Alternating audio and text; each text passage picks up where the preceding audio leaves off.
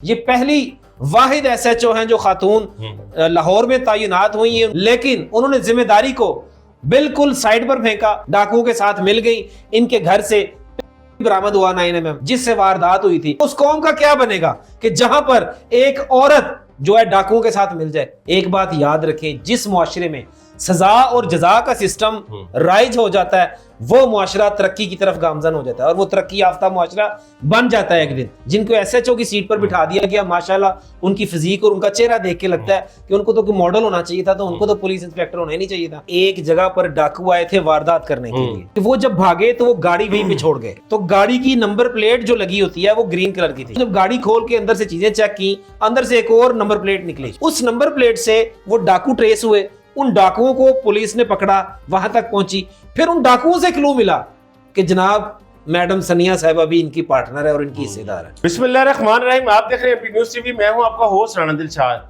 नाज़रीन, पुलिस जहां मुहाफ़िज़ है, वहीं पुलिस के कुछ अफसर, कुछ अहलकार डाकुओं से मिलने की ये कहानियां पुरानी हैं। एक खातून एसएचओ को लाहौर में लगाया जाता है कि ये खवातीन की जो महरूमियां हैं उसको दूर करेगी, खवातीन की हमदर्द बनेगी।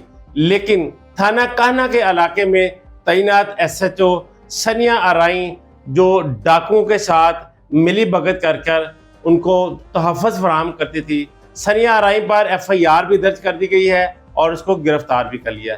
मेरे साथ मौजूद है senior advocate high court Faisal Jat साहब, इनसे सारी हकीकत जानती है। अस्सलाम वालेकुम जी। जी वालेकुम अस्सलाम। देखें जी, हमारे मुआशरे में खवातीन को वैसे तो इतना अच्छा नहीं समझा जाता कि वो आगे बढ़े, लेकिन जो अच्छे और पढ़े लिखे तालीम याफ्ता लोग हैं वो ये चाहते हैं कि खवातीन को आगे आना चाहिए, अपना किरदार अदा करना चाहिए। बहुत बड़ी बड़ी मिसालें हैं, जैसे फातिमा जना और भी हमारी खवातीन जो आर्मी में हैं, पुलिस डिपार्टमेंट में, तो वो हमारी कौम का फख्र है।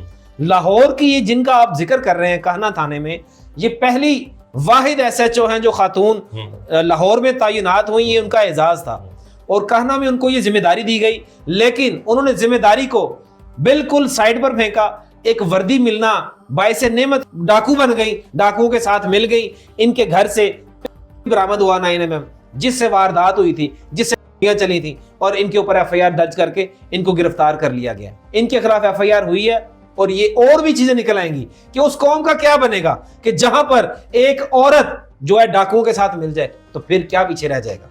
पुलिस डिपार्टमेंट में मैं समझता हूँ फकत ऐसे लोग सिर्फ 2% हैं।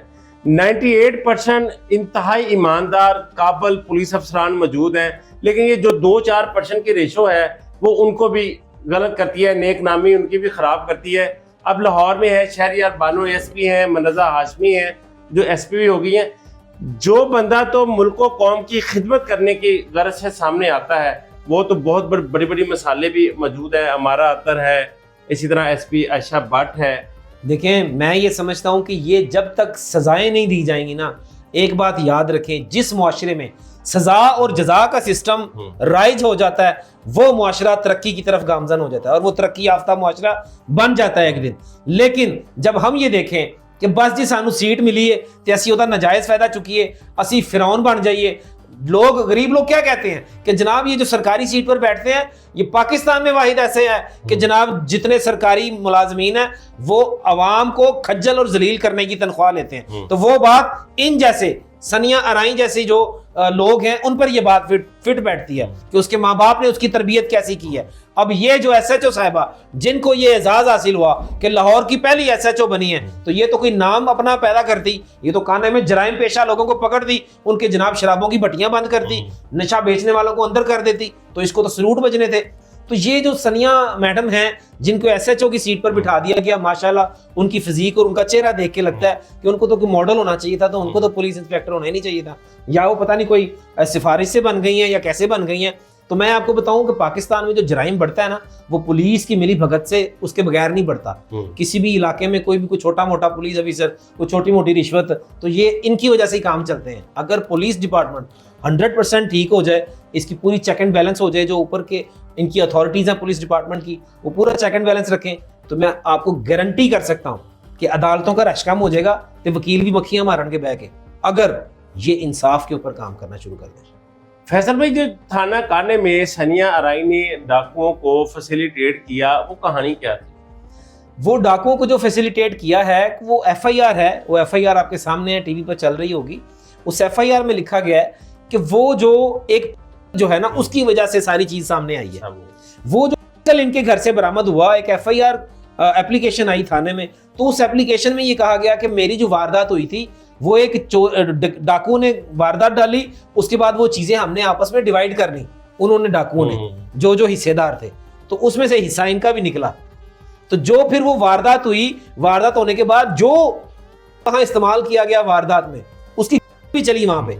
और ये जो एफआईआर के अंदर लिखा हुआ है कि ये पिस्टल मैडम सनिया के घर से बरामद हुआ और जिंदा 3, यानी कि 3 गोलियां इनके साथ पिस्टल के मौजूद थी, बाकी चल गई थी और ये बाकी बच गई थी। फिर उस बिना के ऊपर इनके ऊपर एफआईआर भी हुई और इनकी तस्वीर भी आपने देखी, सोशल मीडिया पे चल रही है। ये सनिया अराई उस इलाके की एसएचओ थी, आज पुलिस कस्टडी में है, इस पर डाकुओं की सोलतकारी का इल्जाम है। तो ये सारा वाकया सामने कैसे आया, पकड़ी कैसे गई? एक्चुअली देखें जी, बात ये है कि एक जगह पर डाकू आए थे वारदात करने के लिए, किसी घर में उन्होंने वारदात की। वारदात करते हुए कोई उनको शक हुआ कि उन्होंने दौड़ना था, उन्होंने जान बचा के भागना पड़ गया उनको, कि वो जब भागे तो वो गाड़ी वहीं पे छोड़ गए। वो डाकू जब गाड़ी वहीं पर छोड़ गए तो गाड़ी की नंबर प्लेट जो लगी होती है वो ग्रीन कलर की थी, सरकारी नंबर प्लेट की। अच्छा, जब वो गाड़ी को चेक किया गया, डाकू भाग गए, मोहल्लेदारों ने देखा, पूछा, उन्होंने कहा यार ये क्या सी, मोहल्लेदारों का हमने समझा आपके मेहमान है, उन्होंने कहा यही तो डाकू थे जो हमारा काम यहाँ पर डकैती करके गए। अच्छा, वो जब गाड़ी खोल के अंदर से चीजें चेक की, अंदर से एक और नंबर प्लेट निकली, जो गाड़ी की असल जो जेन्युइन नंबर प्लेट थी। उस नंबर प्लेट से वो डाकू ट्रेस हुए, उन डाकुओं को पुलिस ने पकड़ा, वहां तक पहुंची। फिर उन डाकुओं से क्लू मिला कि जनाब मैडम सनिया साहिबा भी इनकी पार्टनर है और इनकी हिस्सेदार है। डाकुओं ने बताया कि ये हमारी पार्टनर जी, ये पार्टनर है। फिर उनके घर से वो पिस्टल भी बरामद हुआ 9mm। तो ये पुलिस देखें, जब काम करना चाहे तो काम ऐसे होते हैं, तो अगर ना करना चाहे तो आप मैडम सनिया को देख लें। अच्छा फैसल साहब, घर में से डाकू लेकर क्या गए, डकैती हुई क्या? जब डाकू आए हैं, वो आए तो होंडा सिटी पर थे, तो वो गाड़ी वहीं पे छोड़ गए थे। वो जब अंदर गए हैं तो 2 आईफोन लेके गए हैं, जिसमें आईफोन 16। अच्छा, हाँ जी, और उसमें जो है कुछ चंद जेवर जो पहने हुए थे खवातीन ने, वो उन्होंने उतरवाए, तो वो ये लेके गए हैं, ये सारा माल था। तो होंडा सिटी पे आए तो फिर बड़े वो वारदात। बिल्कुल जी, बड़ा काम इसलिए था क्योंकि उन्होंने एसएचओ साहब का खर्चा भी तो निकालना था, एसएचओ का हिस्सा भी निकाला था जी। फैसल भाई, यहाँ पर ऐसा तो नहीं है कि जैसा अक्सर डिपार्टमेंट में प्रोफेशनल जेलसी होती है, किसी जेलसी के तहत सनिया अराई को फंसाने की कोशिश की गई है? देखें, वो जो साजिश होती है ना, वो तो पता चल जाता है। पुलिस अंधी तो नहीं है। जिस पुलिस ने एफआईआर दिया है, जिन पुलिस ने इनको पकड़ा है, वो शक की बिना पर तो नहीं पकड़ा, बाकायदा डाकू बयान दे रहे हैं, बता रहे हैं कि जनाब ये है। और फिर सबसे बड़ी बात ये कि क्लू जब जहां से निकला वहां जाके पिस्टल भी निकल आया, जिससे वारदात हुई, जिससे गोली और जिनकी बाकी गोलियां बची हुई हैं और जो खोल गिरे वहां पे, वो मैच कर गया है। तो वो जब पुलिस उसके एसएचओ के घर में क्या कर रहा है, तो डाकुओं ने तो ये समझा कि एसएचओ तो खा रहे थे, किन्हें तलाशी करनी है, इतने किन्हें आगे पूछना है, इतने ठीक है। फैसल भाई, क्या सानिया अराई को सजा हो पाएगी? कोई रोल मॉडल पुलिस वालों के लिए बनाया जाएगा कि जो लोग जराइम पेशा अफराद की सरपरस्ती करते हैं, उनकी सहूलतकारी करते हैं, उसको पनपने से पहले अगर उसको रोक लिया जाए तो क्या इस सनिया को सजा हो पाएगी? अगर तो हम कानूनी नुक्ता नज़र से देखें तो बिल्कुल सज़ा होगी, और तगड़ी सज़ा होगी, वर्दी से भी जाएंगी, नौकरी से भी जाएंगी। और अगर मैं देखूं आजकल का सिस्टम जो पेटी भाई का सिस्टम है, तो मेरा ख्याल है कि सिर्फ इनको थोड़ी देर के लिए जेल की हवा दिलाई जाएगी और उसके बाद वो अपने ससुराल में होंगे। बहुत शुक्रिया फैसल भाई।